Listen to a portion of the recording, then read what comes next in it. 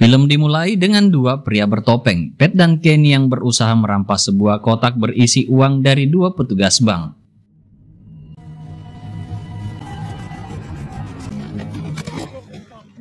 Sementara itu, Kenny menodongkan senjata ke petugas lainnya dan memerintahkan agar menyerahkan kotak tersebut.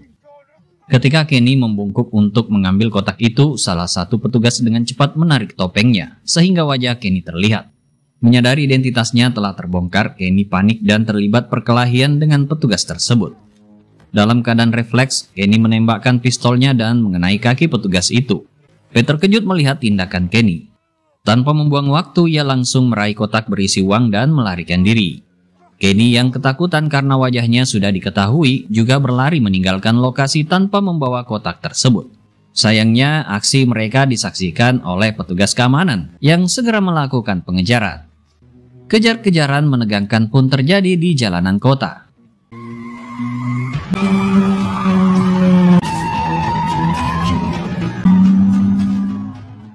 Namun saat tiba di jalan buntu, Pat tiba-tiba menghentikan mobilnya, turun dan menembak mobil petugas keamanan hingga rusak dan berhenti. Ia lalu berjalan mendekat sambil menodongkan senjata ke arah petugas itu. Petugas tersebut pun tentu saja ketakutan dan memohon agar tidak ditembak, mengatakan bahwa ia memiliki keluarga yang menunggunya di rumah. Mendengar hal itu, Pat memutuskan untuk tidak membunuhnya. Sebagai gantinya, ia menghajar petugas itu hingga pingsan lalu segera melarikan diri. Sesampainya di markas, Pat langsung melampiaskan amarahnya pada Kenny. Ia kesal karena Kenny tidak hanya meninggalkan kotak berisi uang, tetapi juga menembak petugas bank yang membuatnya kini menjadi buronan.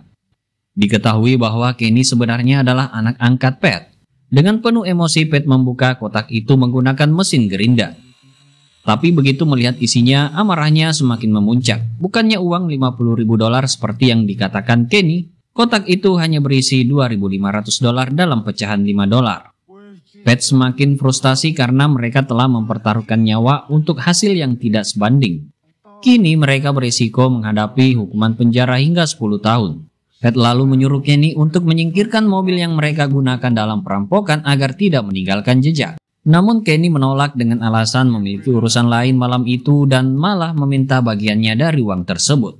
Mendengar itu, Pat yang sudah sangat kesal langsung melemparkan kotak itu ke arah Kenny sebagai tanda bahwa itu adalah bagiannya. Kotak itu mengenai muka Kenny hingga hidungnya terluka. Melihat darah di bibir Kenny, Pat yang sebenarnya menyayanginya merasa bersalah. Ia segera meminta maaf dan menunjukkan kekhawatirannya. Namun Kenny yang sudah terlanjur marah dan kecewa memilih untuk mengabaikannya dan pergi begitu saja dari markas. Kenny kemudian menemui rekannya Johnny yang sudah menunggunya di tempat persembunyian. Begitu tiba, Kenny langsung melayangkan tamparan ke wajah Johnny sebagai bentuk kemarahan. Ia merasa dihianati karena informasi yang diberikan Johnny ternyata salah. Alih-alih menemukan uang $50.000 di dalam kotak, mereka hanya mendapatkan $2.500, jumlah yang jauh lebih kecil dari yang diharapkan. Dengan penuh emosi, Kenny menegaskan bahwa tidak ada bagian yang bisa dibagi di antara mereka. Namun lebih dari itu, ia juga menyadari bahwa mereka kini dalam masalah besar. Untuk menghindari risiko lebih lanjut, Kenny memerintahkan Johnny untuk segera pergi ke rumah sakit dan membunuh petugas bank yang sebelumnya tertembak. Kenny khawatir jika petugas itu sadar dan memberikan kesaksian kepada polisi, maka identitas mereka akan terbongkar sepenuhnya. Tanpa menunda waktu, Johnny langsung menuju rumah sakit tempat petugas bank tersebut dirawat. Namun saat tiba di sana, ia menyadari bahwa dirinya sudah terlambat. Petugas polisi telah lebih dulu datang dan sedang menginterogasi korban. Wajah Kenny kini telah teridentifikasi, menempatkannya dalam ancaman yang lebih besar. Melihat situasi yang tidak menguntungkan, Johnny memilih untuk pergi tanpa menimbulkan kecurigaan lebih lanjut. Di sisi lain, Kenny mengunjungi sebuah klub malam bernama Freedom. Ia duduk santai sendirian di salah satu sudut, menikmati suasana sambil menunggu rekannya Billy menyelesaikan pertunjukan stand-up komedinya. Malam itu, Billy tampil dengan dandanan seperti seorang waria, membawakan lelucon yang menghibur para pengunjung. Setelah pertunjukan selesai, Kenny segera menemui Billy di ruang make-up. Mereka sebelumnya telah membicarakan rencana bisnis baru yang akan dijalankan Kenny, yaitu jual beli barang haram. Dalam pertemuan itu, Billy memberitahu bahwa barang yang mereka butuhkan sudah siap. Kini yang diperlukan hanyalah kesiapan dana dari Kenny untuk menjalankan bisnis tersebut. Kenny dengan yakin menjanjikan bahwa ia akan segera mendapatkan uangnya. Mendengar hal itu, Billy tersenyum dan merespon dengan penuh antusias. Mereka pun bersulang merayakan awal dari bisnis baru mereka yang penuh risiko namun menjanjikan keuntungan besar. Keesokan harinya, Pat mengunjungi rumah seorang pria tua yang merupakan sahabat lamanya yang bernama Mr. Hexel. Dalam pertemuan itu, Pat mengungkapkan bahwa ia sedang menghadapi masalah besar. Ia membutuhkan dana sebesar $20.000 untuk mendapatkan obatnya. Mendengar hal itu, Hexel menanggapi dengan nada serius, mengatakan bahwa jumlah tersebut bukanlah masalah kecil. Ia juga menegaskan bahwa ia tidak menyukai kesalahan dalam urusan bisnis. Pat memahami kekhawatiran Hexel, tetapi ia tetap berharap bisa mendapatkan bantuan. Ia pun mencoba meyakinkan Hexel dengan menawarkan imbalan yang menguntungkan. Pat berjanji bahwa jika Hexel mau membayar di muka untuk transaksi pertama, maka ia akan menyelesaikan masalahnya sebelum akhir pekan. Sebagai jaminan, Pat juga bersedia membayar 2 kali lipat untuk pembayaran pertama tersebut. Hexel tidak langsung memberikan jawaban. Ia mengatakan bahwa ia harus berbicara dengan saudaranya terlebih dahulu sebelum mengambil keputusan, dan berjanji akan segera menghubungi Pat setelah mendapatkan kepastian. Saat Pat bersiap untuk pergi, Hexel yang sudah mengetahui tentang kejadian semalam di mana Pat dan Kenny bertindak ceroboh menyindirnya. Ia meremehkan Kenny dan mengatakan bahwa anak itu tidak bisa diandalkan sama seperti ayahnya dulu. Sepulang dari rumah Hexel, Pat segera menghubungi rekannya yang lain bernama Sam untuk menanyakan keberadaan Kenny. Namun Sam berbohong dan mengatakan bahwa ia belum bertemu dengan Kenny. Padahal saat menerima telepon itu, ia sudah merencanakan pertemuan dengan Kenny. Saat Sam dan Kenny bertemu, Sam langsung menegurnya atas tindakannya yang sembrono. Ia memperingatkan bahwa perbuatan Kenny tidak hanya membahayakan dirinya sendiri, tetapi juga Pat. Namun Kenny tidak peduli. Ia merasa sudah terlalu lelah dengan semua urusan Pat dan ingin menjauh darinya. Kenny kemudian mengungkapkan rencananya untuk memulai bisnis baru bernama Billy, yaitu berjualan obat-obatan terlarang. Sam terkejut mendengar hal itu dan memperingatkan bahwa bisnis tersebut sangat beresiko, seperti berjalan di tepi jurang yang licin. Tapi Kenny tetap bersikeras, yang ia butuhkan hanyalah modal awal sebesar $25.000. Untuk mendapatkan uang itu, Kenny meminta bantuan Sam.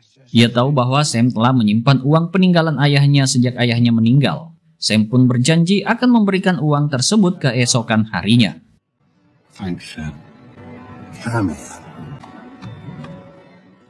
Setelah menerima uang dari Sam, Kenny segera menemui Billy di tempat latihan tinju. Di sana ayah Billy, Fergus, sedang melatihnya agar menjadi petinju profesional seperti dirinya dulu. Fergus bahkan menjuluki Billy dengan nama Billy the Kid. Namun Fergus tidak menyukai pilihan hidup Billy sebagai seorang stand-up komedian, apalagi dengan penampilannya yang berdandan seperti waria untuk menghibur pengunjung klub malam. Saat melihat Kenny datang, Billy segera menghentikan latihannya dan menghampirinya. Mereka kemudian pergi ke ruangan yang lebih sepi di mana Kenny menunjukkan uang yang baru saja ia terima dari Sam. Setelah memastikan semuanya siap, Billy mengajak Kenny pergi ke markas terbesar di kota itu untuk melakukan transaksi. Di waktu yang sama, Pat bertemu kembali dengan Hexel di bawah jembatan rel kereta. Hexel menyerahkan sebungkus obat-obatan. Sementara itu, Kenny dan Billy tiba di sebuah klub yang ternyata merupakan markas jaringan perdagangan obat-obatan terlarang. Mereka diminta menunggu sebelum akhirnya dibawa ke ruangan pemimpin kelompok itu, seorang pria bernama Mo. Mo sudah mengetahui maksud kedatangan mereka, tetapi diam-diam telah merencanakan sesuatu yang buruk. Awalnya Mo mencoba berbasa-basi, tetapi Kenny tidak menyukainya dan ingin langsung melakukan transaksi. Namun sebelum kesepakatan terjadi, anak buah Mo tiba-tiba menyerang mereka. Billy dipukul kakinya hingga tersungkur, sementara kepala Kenny ditutup kain dan mereka berdua disekap. Keesokan harinya, seorang penjaga tua di wahana permainan menemukan mayat Kenny yang berlumuran darah. Kabar tragis itu segera menyebar hingga akhirnya sampai ke Pat melalui telepon. Mendengar berita itu, Pat terkejut dan terpukul. Ia langsung menuju rumah sakit tempat mayat Kenny diotopsi. Di rumah sakit, ibu Kenny tampak sangat sedih atas kematian putranya. Setelah tim forensik menyelesaikan otopsi, mereka meminta Pat dan ibu Kenny untuk mengidentifikasi jenazah. Pat pun masuk ke ruang otopsi, didampingi oleh petugas penyidik. Saat melihat tubuh Kenny yang penuh luka tusukan, Pat tak kuasa menahan kesedihannya. Pat kemudian bertanya kepada penyidik siapa yang bertanggung jawab atas pembunuhan Kenny. Namun penyidik mengatakan bahwa mereka belum mengetahui pelakunya, tetapi akan berusaha mencari tahu. Selain itu, penyidik juga mengungkapkan bahwa Kenny terlibat dalam perampokan bersenjata beberapa hari yang lalu. Penyidik kemudian menanyakan kepada Pat apakah ia mengetahui hal tersebut, karena dalam perampokan itu Kenny tidak bertindak sendiri, ia bersama 2 orang lainnya. Tapi Pat berbohong dan mengaku tidak tahu apa-apa. Ia mengatakan bahwa saat kejadian itu terjadi, dirinya berada di rumah. Setelah mendengar jawaban Pat itu, penyidik tidak bertanya lebih lanjut dan akhirnya pergi, meninggalkan Pat yang masih larut dalam kesedihan atas kematian Kenny. Pat dan ibu Kenny, Jen, kemudian kembali ke rumah Jen. Di dalam kamar Kenny, Pat memperhatikan beberapa foto yang tertempel di dinding foto dirinya bersama Kenny. Dari gambar-gambar itu jelas terlihat betapa Kenny sangat menghargainya sebagai sosok ayah angkat. Saat matanya menyapu seluruh ruangan, ia menemukan sebuah catatan kecil di antara foto-foto tersebut. Pat segera mengambil dan membacanya. Tak lama kemudian suara bel pintu terdengar. Pat yang membukanya terkejut saat melihat kedatangan seorang pria bernama Joy, teman lama Kenny. Joy datang untuk menyampaikan belasungkawa kepada Jen. Namun bagi Pat, kedatangan Joy terasa mencurigakan, mengingat ia dan Kenny sudah lama tidak bertemu. Selain itu, Joy juga telah lama keluar dari kelompok Essex yang dulunya mereka ikuti bersama. Meskipun merasa ragu, Pat tetap berbicara dengan Joey dan bertanya apakah Kenny pernah menyebutkan sesuatu tentang Soho. Joey dengan tegas menjawab tidak karena tempat itu berada di luar wilayahnya dan merupakan dunia yang berbeda dari yang mereka kenal.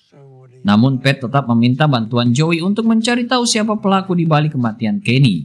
Meskipun sudah lama keluar dari kelompok Essex, Joey akhirnya setuju untuk membantu. Demi Kenny, ia bersedia kembali menyelidiki apa yang sebenarnya terjadi. Malam harinya Pat mendatangi Sam di klub miliknya. Namun begitu tiba di depan pintu, ia langsung diberhentikan oleh anak buah Sam yang tidak mengenalinya. Tidak mengetahui bahwa Pat adalah bagian dari kelompok yang sama dengan Sam, mereka langsung menghajarnya, sehingga terjadi keributan kecil di luar klub. Keributan menarik perhatian Sam, ia melerai perkelahian dan menenangkan situasi. Setelah berhasil menghentikan anak buahnya, Sam menatap Pat dengan heran dan bertanya tentang tujuan kedatangannya.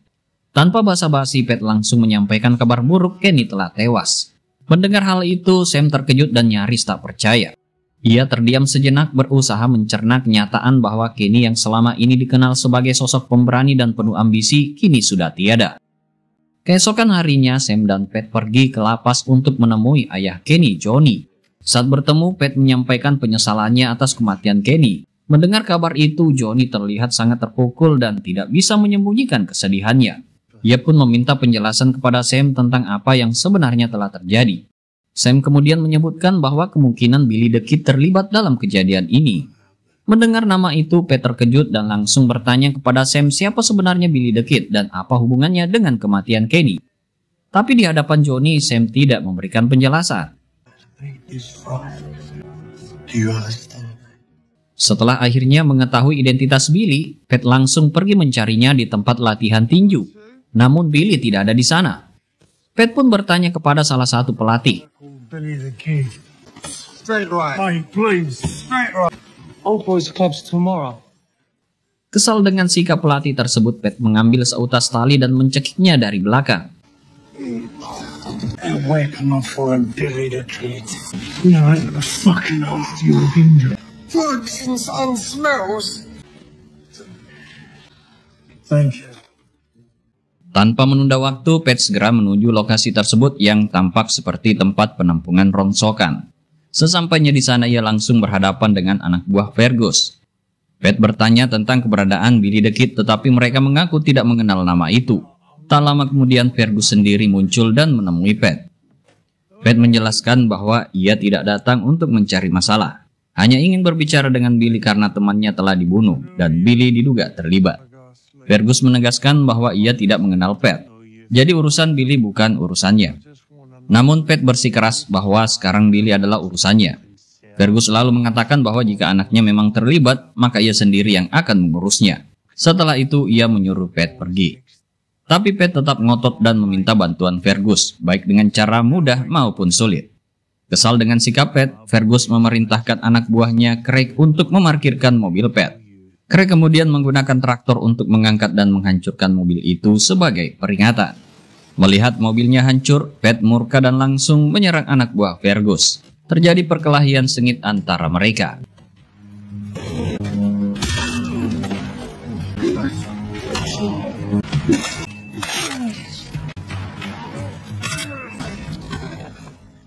Di tengah kekacauan itu, dua petugas penyidik yang sebelumnya menangani kasus Kenny tiba-tiba datang ke lokasi. Perkelahian pun terhenti.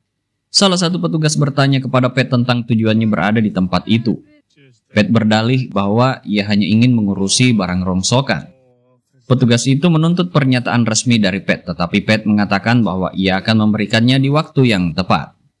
Namun petugas menegaskan bahwa waktu yang tepat adalah sekarang, jika tidak Pat bisa ditangkap.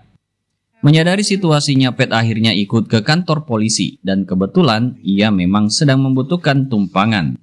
Sebelum pergi, petugas penyidik itu juga bertanya kepada Fergus tentang keberadaan Billy, karena menurut ibu Kenny, Billy dan Kenny adalah teman dekat. Fergus mengaku tidak pernah mendengar nama Kenny, meskipun Billy memiliki banyak teman. Ia juga menyebutkan bahwa terakhir kali ia bertemu Billy adalah pagi tadi, sebelum Billy pergi untuk menyelesaikan tugas yang Fergus berikan. Petugas kemudian memberikan sebuah nomor dan meminta Fergus untuk menghubungi mereka jika Billy kembali. Setelah petugas pergi, Fergus segera memerintahkan anak buahnya untuk mencari Billy. Beberapa saat kemudian, kedua petugas penyidik dan Pat sudah berada di kantor polisi. Setelah diinterogasi, para penyidik menyatakan bahwa mereka tahu Pat terlibat dalam perampokan. Semua keterangan saksi mengarah pada sosok yang cocok dengan ciri-ciri Pat. Salah satu petugas mendesaknya untuk berkata jujur, menegaskan bahwa hukuman yang akan diterima bisa mencapai 7 tahun, tetapi jika bekerja sama, hukuman itu bisa dikurangi menjadi 4 tahun. Namun Pat tetap bersikeras bahwa mereka tidak memiliki bukti kuat untuk menuduhnya. Sebagai tanggapan, petugas menunjukkan barang bukti yang mereka miliki dan memberitahu Pat bahwa mobilnya telah disita.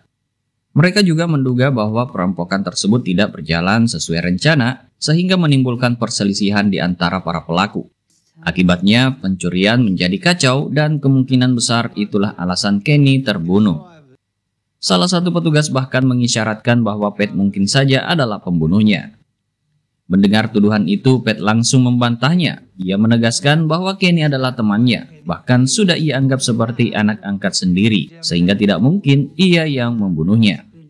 Merasa percakapan ini hanya membuang waktunya tanpa bukti yang benar-benar mengarah padanya, Pat memutuskan untuk pergi meninggalkan kantor polisi. Setelah keluar dari kantor polisi, Pat dijemput oleh Joey, sahabat Kenny. Dalam perjalanan, Pat meminta Joey untuk mengantarnya ke Soho, namun sebelum itu ia ingin singgah terlebih dahulu di Freedom. Sesampainya di Freedom, Pat meminta Joey untuk tetap menunggu di mobil. Namun sebelum masuk ke klub, Pat tiba-tiba menerima telepon dari Hexel yang menanyakan perkembangan investasinya. Pat menenangkan sahabatnya, mengatakan bahwa semuanya sedang dalam proses dan tidak perlu khawatir. Setelah menutup telepon, Pat menanyakan kepada Joey bagaimana perkembangan bisnis obat-obatan terlarang yang mereka bicarakan sebelumnya. Joey menjawab bahwa semuanya berjalan lancar dan ia hanya perlu kembali ke klub setelah bekerja untuk mengambil uangnya. Pat pun menegaskan bahwa Joey segera menyelesaikan urusannya dan menghubunginya setelah mendapatkan uang tersebut. Pat lalu masuk ke dalam klub dan bertanya kepada pelayan bartender bernama Andre tentang keberadaan Billy the Kid. Andre mengatakan bahwa Billy sudah lama tidak datang ke tempat tersebut. Tapi jika Billy tidak ada di sana, kemungkinan besar ia masih berada di Soho. Pat menjelaskan bahwa ia ingin berbicara dengan Billy mengenai ayahnya dan itu bukan kabar baik. Mendengar hal itu, Andre memberikan Pat sebuah kartu nama dari sebuah bar, tempat di mana Billy kemungkinan besar bisa ditemukan. Setelah Pat menerima informasi itu, ia berterima kasih kepada Andre dan segera menuju Markobar. Namun saat tiba di depan Markobar, tanpa sengaja ia melihat Joey bertingkah mencurigakan. Merasa ada sesuatu yang tidak beres, Pat diam-diam mengikuti Joey dari belakang. Ia melihat Joey memasuki Platinum Les Club yang juga merupakan markas Mo, tempat terakhir yang dikunjungi Kenny sebelum ditemukan tewas. Pat yang memang sedang mencari tahu siapa pelaku di balik kematian Kenny mulai mencurigai Joey dan terus membuntutinya hingga masuk ke dalam klub. Pat terus mengamati Joey sampai ia masuk ke sebuah ruangan yang ternyata milik Mo. Dari tempatnya bersembunyi, Pat mendengar seseorang di dalam menyebut nama Billy. Ia berusaha lebih dekat untuk mendengar percakapan tersebut dengan jelas, tetapi tiba-tiba salah satu anak buah Mo melihatnya. Menanggapi situasi itu, Pat segera berpura-pura seolah-olah ia sedang mencari temannya. Setelah meyakinkan anak buah Mo, ia pun meninggalkan Platinum Les tanpa menimbulkan kecurigaan lebih lanjut. Malam harinya, Pat mendatangi Joey di rumahnya. Tanpa basa-basi, ia langsung bertanya tentang alasan Joey memasuki Platinum Les. Ia juga mengingatkan bahwa Joey sebelumnya mengatakan kepada Kenny bahwa ia sedang melakukan peninjauan. Sementara Pat bersusah payah mencari pembunuh Kenny, Joey justru terlihat bersenang-senang dengan para penarik klub. Joey pun tertawa kecil dan mengakui bahwa ia memang kembali ke klub itu hanya untuk bersenang-senang dengan para wanita. Ia beralasan bahwa kehidupannya di rumah sangat melelahkan sejak memiliki anak dan sesekali ia butuh hiburan. Namun Pat masih belum sepenuhnya percaya pada Joey. Ada sesuatu yang terasa janggal dan ia bertekad untuk mencari tahu lebih dalam. Di tempat lain, Andre lebih dulu tiba di Marco Bar untuk mencari Billy. Ia menemui Marco, bibi Billy sekaligus pemilik klub yang mengetahui keberadaan keponakannya. Marco memberitahu Andre di mana Billy berada dan Andre segera menemui Billy untuk menyampaikan kabar penting. Andre memberitahu Billy bahwa seseorang sempat mencarinya di klub Freedom dan mengatakan bahwa ada sesuatu yang terjadi pada ayahnya. Ia juga memastikan bahwa Billy masih berada di Marco Bar. Mendengar hal itu, Billy langsung panik. Tanpa banyak bicara, ia segera pergi meninggalkan Andre di tempat. Marco yang melihat keponakannya tampak gelisah segera menghampirinya. Marco menyarankan agar Billy melapor ke polisi atau setidaknya menceritakan semuanya kepada ayahnya. Namun Billy menolak.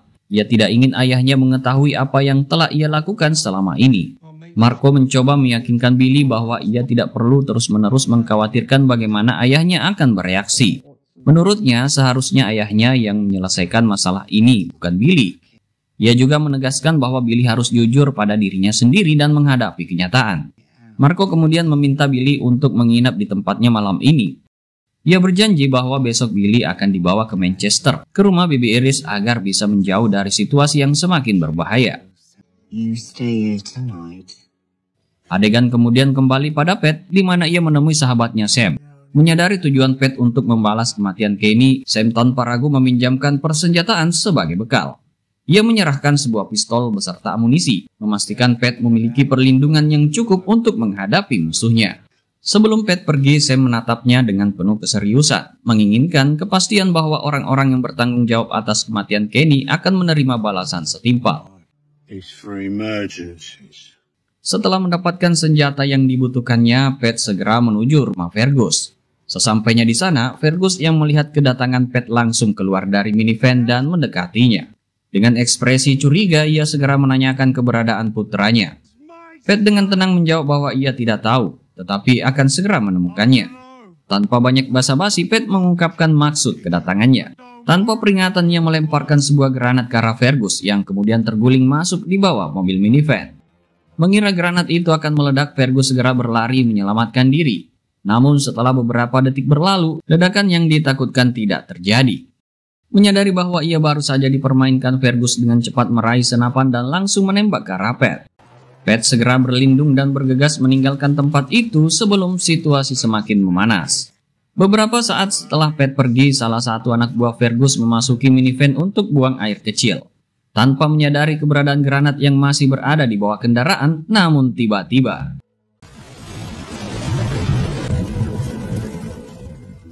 di sisi lain, Mo dan anak buahnya mendatangi bar Freedom, tempat Billy bekerja.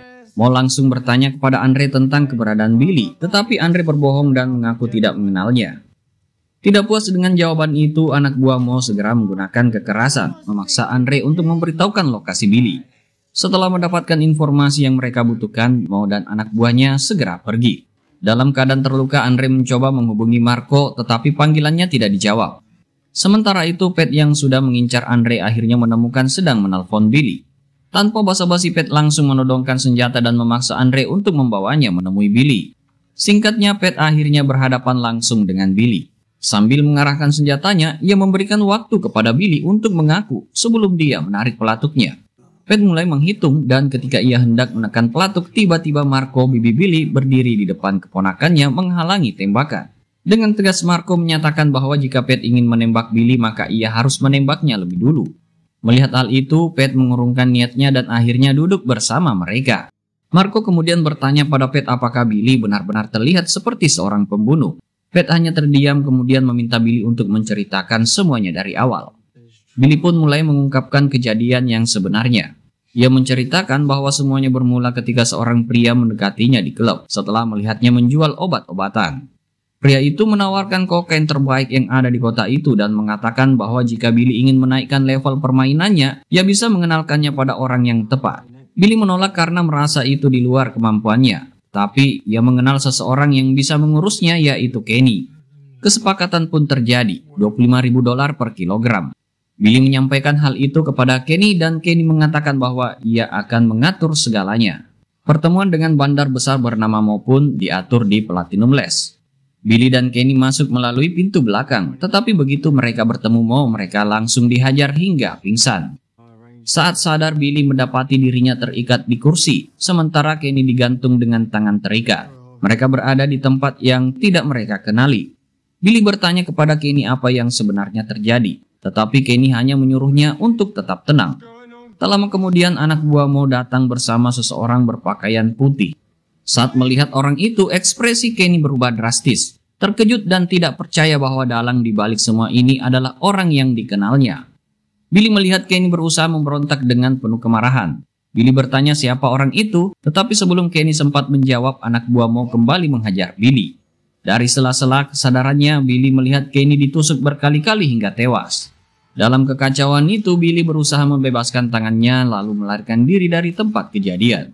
Mendengar cerita tersebut, Pat akhirnya sadar bahwa Billy bukan pelakunya melainkan korban yang sama seperti Kenny. Ia kemudian meminta Billy untuk mengantarnya ke klub Platinum Lace. Kini Pat memiliki satu tujuan yang jelas, menemukan siapa orang berpakaian putih yang telah mengkhianati Kenny. You're gonna get me in that club, and I'm gonna kill every last one of them. Tanpa membuang waktu, Pat dan Billy segera menuju klub Platinum Lace. Billy masuk melalui pintu depan, sementara Pat menyusup lewat pintu belakang. Untuk membantunya masuk, Billy terlebih dahulu harus melumpuhkan penjaga dan membuka pintu belakang. Setelah berhasil masuk, Pat menyuruh Billy segera pergi demi keselamatannya. Namun saat Billy mencoba keluar, ia justru tertangkap oleh anak buah Mo.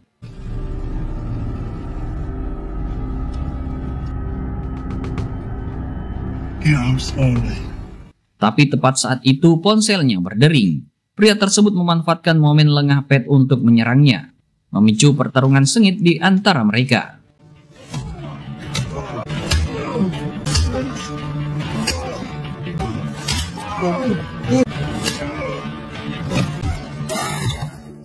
Setelah berhasil mengalahkan pria itu, Pat yang memang membutuhkan uang mengambil semua uang di atas meja beserta obat-obatan yang ada di sana.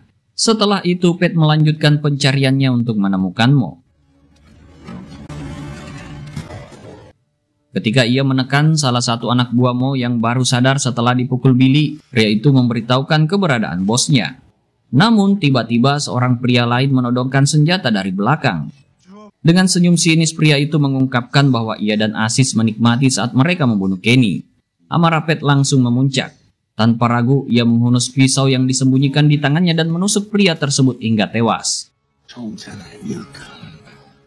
Pat kemudian melanjutkan pencariannya dengan menyusuri keramaian klub hingga akhirnya menemukan ruangan Mo. Tanpa basa-basi, Pat langsung masuk dan menodongkan senjata ke arah Mo. Mo dengan santai menyambut kedatangan Pat dan bahkan menyuruhnya untuk meletakkan senjatanya. Namun tiba-tiba Joey muncul dan menodongkan senjata ke arah Pat. Pat terkejut melihat salah satu anak buah Mo yang bernama Terry yang ternyata adalah mantan rekannya yang ia kira sudah mati. Terry mengatakan kepada Pat bahwa jika ia akan menyiksa seseorang, jangan biarkan mereka hidup untuk bercerita.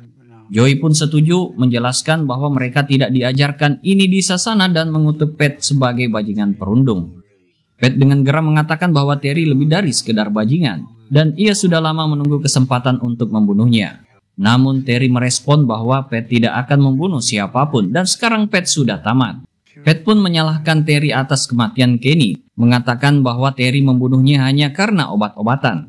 Terry membantah mengatakan bahwa itu bukan soal obat, tapi tentang bagaimana Pat dan Charlotte meninggalkannya untuk mati setelah mencuri obat-obatan itu. Terry juga mengungkapkan bahwa obat-obatan itu bukan miliknya, melainkan milik Mo dan saudaranya Hexel. Mo dan saudaranya tidak akan membiarkan siapapun mencuri obat-obatannya begitu saja.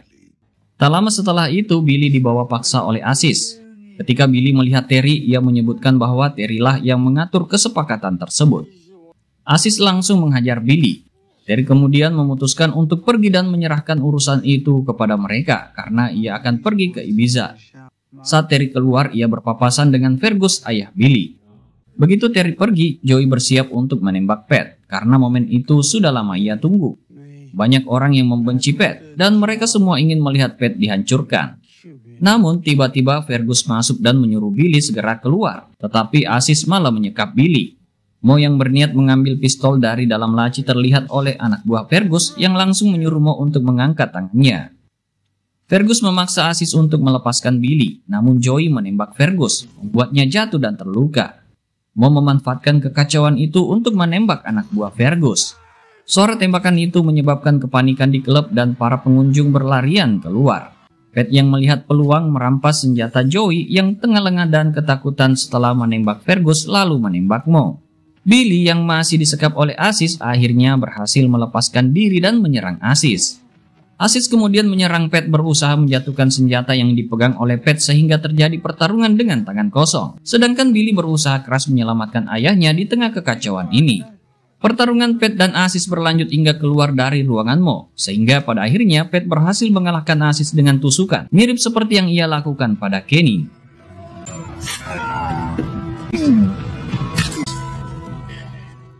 Sementara itu, Joey yang berusaha melarikan diri terlihat oleh Pat. Pat langsung mengejar Joey dan dalam pelariannya Joey meminta bantuan kepada orang yang ia temui di jalan. Akan tetapi tidak ada satupun yang ingin menolongnya. Beruntung Joey yang melihat bus segera naik ke atas bus itu sehingga Pat tidak bisa lagi mengejarnya. Di sisi lain, Billy gagal menyelamatkan ayahnya. Ia sangat terpukul dan sedih atas apa yang telah terjadi. Keesokan harinya saat Pat hendak kembali ke rumahnya, ia melihat dari kejauhan beberapa petugas penyidik dan polisi berusaha mendobrak pintu rumahnya. Tidak hanya itu, ia juga melihat seseorang yang mencurigakan menatap ke arah rumahnya. Menyadari situasinya berbahaya, Pat segera pergi dari sana tanpa menarik perhatian. Pat kemudian bertemu dengan Sam yang menyerahkan uang sebesar $10.000 dan paspor sesuai permintaan Pat. Pat mengatakan bahwa ini sudah sepadan, karena ia telah menghabisi orang yang membunuh Kenny. Dan kini tinggal 2 orang lagi. Sam hanya tersenyum dan mengatakan bahwa hal seperti ini biasanya akan selesai dengan sendirinya. Ia lalu bertanya kemana Pat akan pergi. Pat menjawab bahwa ia masih punya urusan yang harus diselesaikan. Setelah itu ia beranjak meninggalkan Sam. Beberapa hari kemudian polisi menemukan mayat Joey di atas sebuah mobil. Joey ternyata telah dibunuh oleh Sam, tetapi polisi tidak menemukan bukti apapun karena Sam sudah membersihkan jejaknya dengan rapi. Sementara itu Terry tiba di Ibiza dan dijemput oleh Greener. Mereka kemudian menemui Hexel. Terry menyerahkan tas berisi uang yang langsung diperiksa oleh Hexel. Hexel menjelaskan bahwa Ibiza telah menjadi lahan perburuan bagi orang-orang elit, para orang kaya dan berkuasa yang mencari hiburan, sehingga permintaan barang semakin tinggi. Namun semakin tinggi permintaan, semakin besar pula masalah yang muncul. Pulau ini kini seperti barat liar, tempat orang-orang Rusia, Albania, Irlandia, dan Belanda saling berebut kekuasaan. Hexel lalu menatap Greener dan berkata, jika ia bisa menangani semua ini, maka Hexel akan membawanya ke dalam bisnis besar. Terry dengan percaya diri menjawab bahwa mereka akan mengurusnya. Sebagai tanda kemitraan, Hexel menyerahkan sebuah tas berisi 250.000 pil yang diklaim sebagai barang terbaik. Di kejauhan, Pat mengamati mereka dengan tatapan tajam. Namun sebelum ia bisa bertindak, film pun berakhir.